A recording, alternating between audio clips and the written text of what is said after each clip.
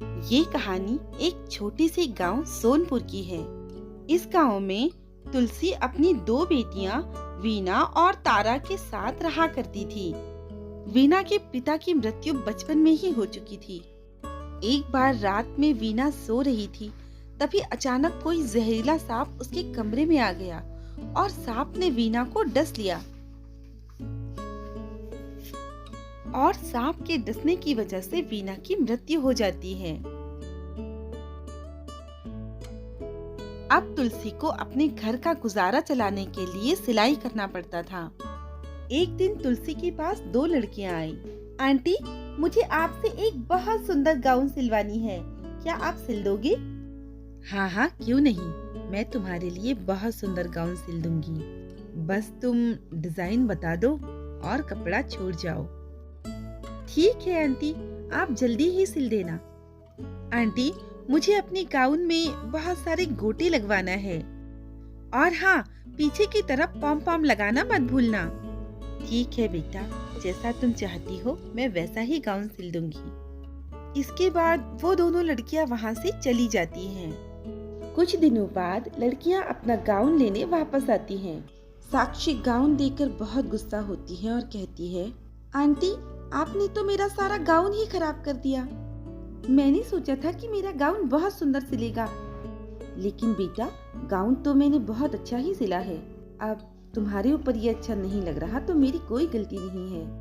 आप अपनी बकवास बंद करो। आपने मेरा गाउन खराब कर दिया तो मैं अब आपको कोई पैसा नहीं दूंगी। अरे ऐसा थोड़ी होता है, सिलाई तो तुम्हें देनी चाहिए और इसमें मेरी लागत भी तो लगी है ना। लागत वाकत कुछ नहीं पता मुझे, मैं तो सिर्फ इतना जानती हूँ कि तुमने मेरी गाउन खराब कर दी। चलो यहाँ से। इतना कहकर वो दोनों लड़कियाँ वहाँ से चली जाती हैं। यार एक बात तो बता, गाउन तो बहुत अच्छी सिली थी, लेकिन तूने इतनी बुराई कर दी और पैसे भी नहीं दिए उसको। पता है मैंने ऐसा क्यों किया? हाँ यार, पता नहीं तूने ऐसा क्यों किया, वो तुझे कल पता चलेगा। तुलसी अपने घर में उदास बैठी थी। उसके पास एक भी रुपया नहीं था जिससे वो घर के लिए चीजें बुला सके। इतने में उसकी बेटी आती है। वो अपनी माँ को उदास देखकर बहुत दुखी होती है। माँ, तुम क्यों चिंता करती हो? बेटा, कोई पैसे नहीं है मेरे पास, चलो माँ हम मिलकर सिलाई करते हैं। इतना कहकर वो दोनों सिलाई करने लगती हैं। तभी वो लड़कियाँ आती हैं और कहती हैं, आंटी आप मुझे मेरा गाउन दे दीजिए। माँ, इनको तो कल गाउन पसंद नहीं आया था ना, और ये लोग कितनी बदतमीजी करके गए थे आपसे, अब इन्हें ये गाउन क्यों चाहिए? तुम लोग यहाँ से जा सकते हो, तुम्हें कोई गाउन नहीं मिलेगा। अरे कैसे नहीं मिलेगा, गाउन तो तुम्हें देना पड़ेगा। चलो अब जल्दी से दे दो, तुम लोग यहाँ से जा सकते हो। इस तरह उन दोनों लड़कियों की बहस बढ़ती चली जाती है और साक्षी गुस्से में आकर मशीन को फेंक देती है। अब समझ में आया मेरे गाउन ना देने का अंजाम। इतना कहकर वो दोनों लड़कियां वहां से चली जाती हैं। बेटा, तुझे उसके मुंह नहीं लगना चाहिए था, अब तो हमारी मशीन भी टूट गई। ये सब सुनकर तारा बहुत दुखी होती है। वो नदी किनारे एकांत में बैठकर कहती है, मुझे समझ नहीं आता कि हमारी ही जिंदगी में इतना दुख क्यों है। उसी समय वहाँ से परियों का एक झुंड गुजर रहा था।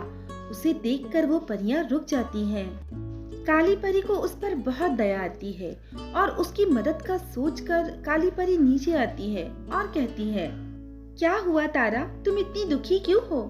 आपको मेरा नाम कैसे पता? मैं तुम्हारे बारे में सब कुछ जानती हूँ और मैं तुम्हारी मदद करना चाहती हूँ। ये लो, ये सिलाई मशीन है, एक सोने की और एक चांदी की। ये सिलाई मशीन हमेशा तुम्हारे काम आएगी। चांदी की मशीन तुम्हारे कपड़े बहुत सुंदर सिलेगी और सोने की मशीन तुम्हारी हर जगह मदद करेगी। इसे ले जाकर अपनी माँ को दो और एक नया जीवन शुरू करो। बहुत बहुत धन्यवाद परी जी, आपने तो हमें हमारे जीवन की सारी खुशियाँ लौटा दी। तारा बहुत खुश होकर घर आती है और ये सारी बातें अपनी माँ को बताती है। तारा की माँ भी ये सब सुनकर बहुत खुश होती है और वो लोग उन मशीनों से अपना नया जीवन शुरू करते हैं। अब तुलसी के घर ढेर सारे कस्टमर आने लगते हैं। तुलसी के गाउन की तारीफ दूर दूर तक होने लगती है। ये तारीफ धीरे धीरे साक्षी तक पहुंचती है। साक्षी अपनी सहेली के साथ वहां जाकर मशीन को तोड़ने का प्लान बनाती है। जैसे ही साक्षी मशीन को तोड़ने के लिए फेंकने वाली होती है, तभी उसे करंट का झटका लगता है और वो नीचे गिर जाती है। साक्षी, दोबारा ऐसा करने की कोशिश भी मत करना। ये सब सुनकर साक्षी तुलसी से माफी मांगती है और उसे उसकी सिलाई के पैसे दे देती है और अगली बार का आने के लिए बोलकर वहां से चली जाती है। माँ बेटी बहुत खुश हो जाती हैं और उनके पास पैसों की भी कोई कमी नहीं होती। इसी तरह उनका जीवन अब सुख से बीतने लगता है। तो दोस्तों, कैसी लगी आपको हमारी कहानी? अगर पसंद आई हो तो लाइक, शेयर और सब्सक्राइब करना ना भूलें।